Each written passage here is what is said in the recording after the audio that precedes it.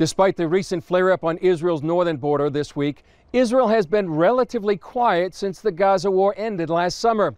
But the Palestinians are now waging a diplomatic war against Israel, one that they hope will end with a Palestinian state and war crime charges against Israeli leaders. As John Waage explains, some in Congress are doing what they can to help Israel. For months now, Palestinian Chairman Mahmoud Abbas has been firing a barrage of diplomatic volleys against Israel. He began last fall with a fire and brimstone speech at the UN General Assembly. I affirm here that we will not forget, nor will we forgive, or allow war criminals to escape punishment. I affirm before you that the people of Palestine hold steadfast to its legitimate right to defend itself against the Israeli war machine, and through its legitimate right to resist this colonial racist occupation. Next, he pushed for a Palestinian state without Israel's agreement in the UN Security Council, falling just one vote short late last year.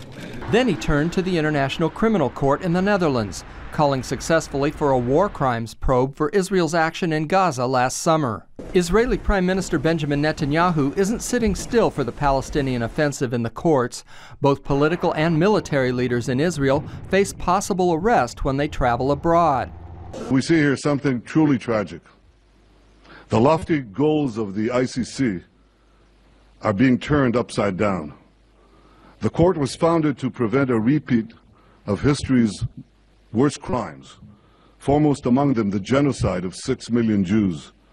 Now the Palestinians are cynically manipulating the ICC to deny the Jewish state the right to defend itself against the very war crimes and the very terror that the court was established to prevent.